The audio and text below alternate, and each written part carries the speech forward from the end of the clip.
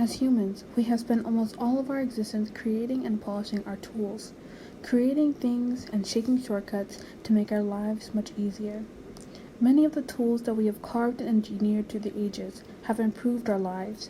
Taking the wheel, for example, it carried our food, taking the burden off of our backs and livestock, helping us move from one place to another, leaving paths that soon become roads to homes and villages.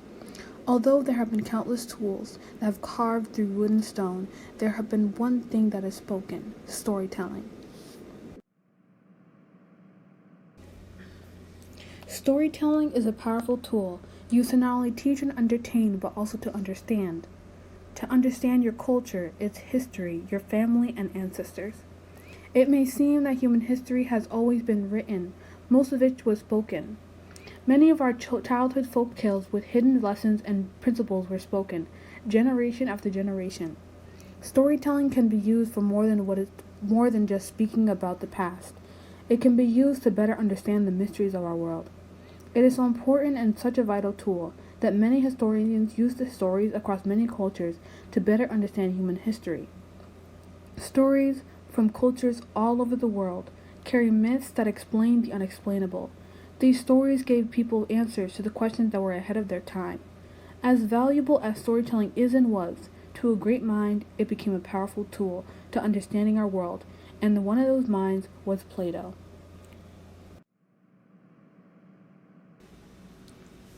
An influential author and writer who valued the use of documenting events and ideas of his time. Coming from a prominent high-status family in Athens, he dedicated his life to helping people of Athens find fulfillment in their lives. However, this dedication takes years. It is merely an end goal. To help people find fulfillment, he needed to find the meaning of life, not only questioning what it is, but also reality itself. It takes years of learning and some of the very first concepts and ideas from none other than Socrates himself. Una delle punizioni per il rifiuto di partecipare alla politica è che finisci per essere governato dai tuoi inferiori. L'opinione è il mezzo tra conoscenza e ignoranza. Le persone buone non hanno bisogno di leggi che dicano loro di agire in modo responsabile, mentre le persone cattive troveranno un modo per aggirare le leggi. One of the penalties for refusing to participate in politics is that you end up being governed by your inferiors. Opinion is the medium between knowledge and ignorance. Good people do not need laws to tell them to act responsibly, while bad people will find a way around laws. A famous quote by Plato. Devi conoscere te stesso prima di poter dire qualcosa su di te o su ciò che puoi sapere. You have to know yourself before you can say something about yourself or what you can know. One of Socrates' mottos. Described as the father of philosophy, Socrates, similar to Plato, was a citizen of Athens, dedicating his life to philosophy. However, as described above, storytelling is a powerful tool, and at times when a story is only spoken, it can be lost through time. It helps understand that a story is as important as the paper that it was written on. As the years go by, sometimes these stories, folk tales, and myths die with people, and in rare cases, the culture and the language has become extinct. Not in the aspect that the culture died, but that the people who knew him most died with his story. That may have been what has happened to Socrates. Much of what we know about Socrates was written by his students. Even as Socrates' student, Plato played an important role in documenting the very beginning of Western philosophy. In the same way that students learn from lectures, Plato watched Socrates discuss various philosophical topics with the politicians and Athenians. Over the years, he carried on with his own ideas and concepts that started out as questions. Asking questions isn't what made him famous, it's how profound his questions were, and also how he went about finding the answers. Moving on to his written works, many of Socrates' deliberations were recorded and documented as Plato's dialogues. In his 36 scripts, Plato centered his works around Socrates and various philosophical questions. Plato's and Socrates often used allegories or analogies. Take the Republic, for example. This dialogue consists of 10 books describing a hypothetical man, a utopian city-state, and justice. This piece is considered to be Plato's best and most influential script of philosophy. To start, I'd like to illustrate Plato's Republic. Because Plato played a role in writing many of these dialogues, he will not be presented in this piece.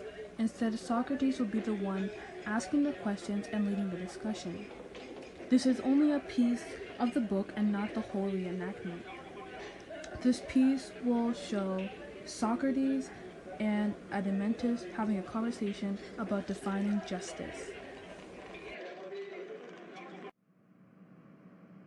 How would you define justice? A man that is unjust wouldn't even fear divine judgment in the afterlife. Even the great poets wrote about God forgiving those who lived unjust lives, all because they made a religious sacrifice. There are wealthy men that are unjust, and sacrificed a percentage of their wealth in their lifetime to religion to make up for their injustices. To find justice you would need to look at the city and not the man, judge the state and not the individual. The man relies on the city for sustenance.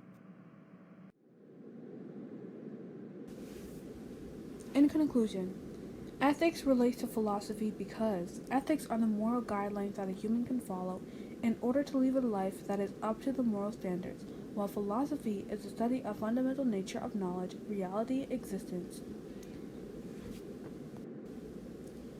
If philosophy was a great ocean, and to understand what it is and means, we would need to swim far and wide, then with this project we have barely dipped our toes. Like many subjects, to discuss the entirety of philosophy would be to talk about all of human civilization. Being that this subject has been here for so long, it has become too broad. To only discuss Socrates, Plato, you are only discussing Western philosophy. Western is used to describe the culture and society of North America, Europe, and Australasia. There have been numerous philosophers through the years that have shared their ideas with the world. However, to understand any great person and their ideas, you need to understand their influences, their education and values, mentors and teachers. Many of the great first philosophers that we quote today were either students or teachers to one another. Socrates taught Plato, who then taught Aristotle, and soon after taught Alexander the Great, all of which have been great philosophers who paved the way for Western philosophy. Their teachings combined being the first and most influential philosophies is one thing, but to carry on the ideas and concepts as teachings is what kept philosophy alive. Alla fine grazie.